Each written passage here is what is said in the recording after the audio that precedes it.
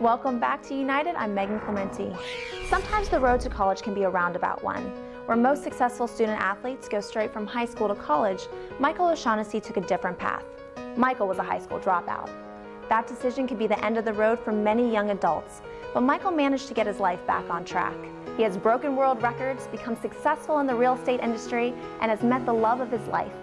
As Michael can tell you, there's always the opportunity to turn your life around.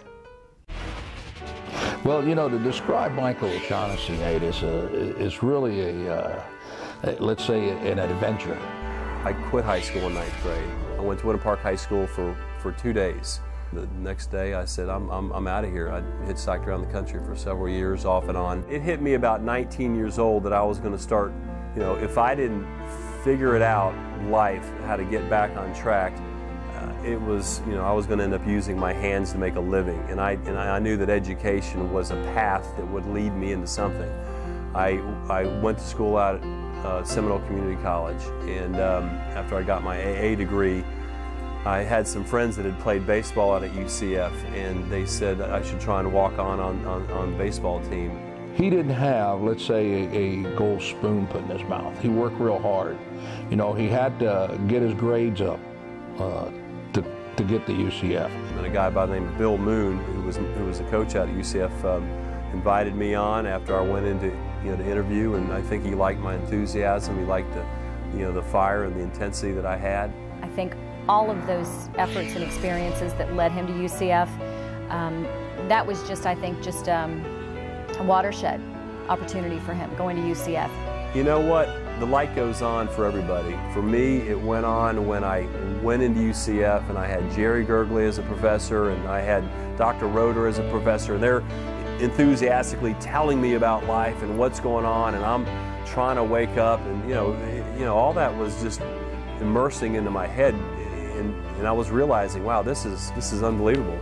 You know, when you're young, you don't have a direction, and back in those days, UCF was growing. It had just started.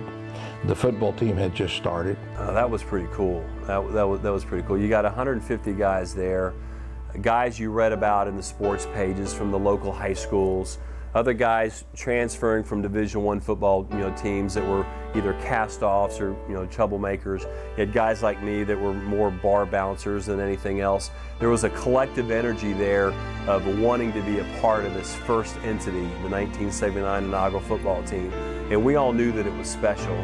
He met a lot of young people, and I think it gave him a focus on what he wanted to do and what he wanted to accomplish.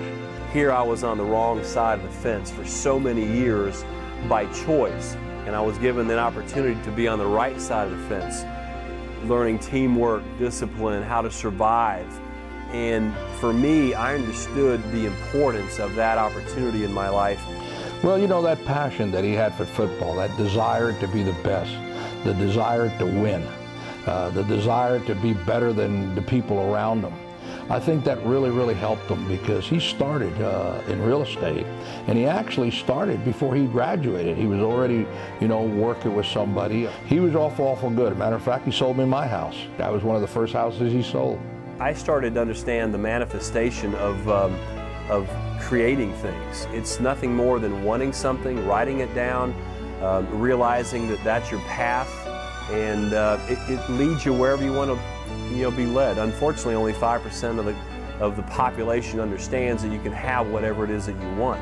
If you know him at all, he's not afraid of a confrontation. He's not afraid to stick his neck out. He's not afraid to fail, and that's a really big thing that I think differentiates him from a lot of people, because on some level we're all afraid of failure. It's just a matter of how much we're willing to take.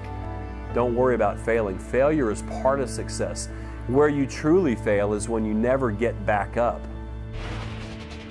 After a successful college career at UCF, Michael continued moving forward with his life. Coming up next on United, we get some of his thoughts on the importance of having balance in life and how that can lead to success.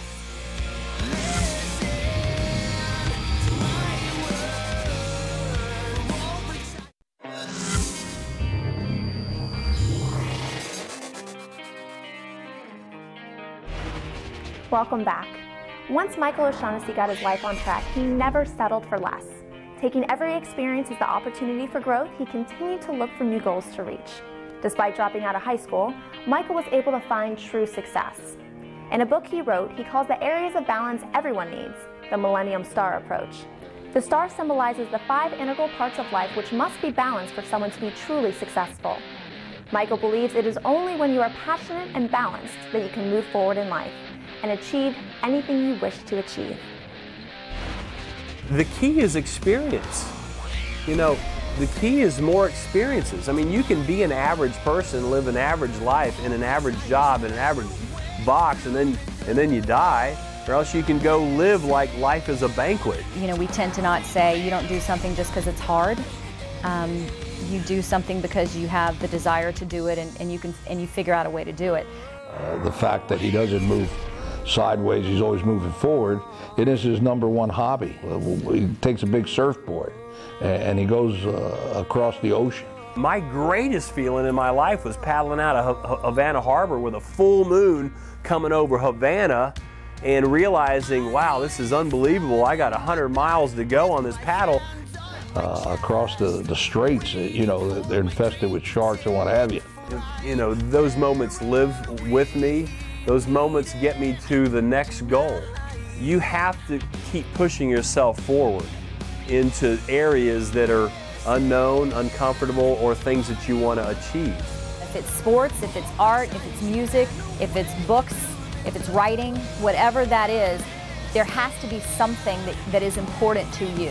Everything you do in your life breaks down to one of 5 categories. It's health, it's your personal pursuits, it's the love in your life, your family, it's your financial, and it's the amount of education that you're constantly feeding yourself. It's important to have something that means something to you. What's not okay is to be apathetic about your life. I believe that everybody has something that interests them, something that ignites them, something that they care about. And it's about having a balance. You could be the greatest high school football player ever, but if you don't have that balance of education, supporting grades, it won't allow you to get to the next step.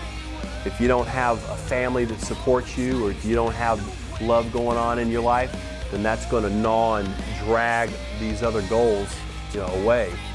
You can't work at something so hard that you forget the things that are important to you. If you emphasize one part too much, the others suffer. It's never always balanced. You're always struggling, I think, to kind of find that symmetry in your life based on whatever you're given. And that's a fleeting thing. It's an everyday thing. It's something that you have to be keenly aware of every day in some form or fashion. So, you know, what kind of life you want to live really is what it boils down to.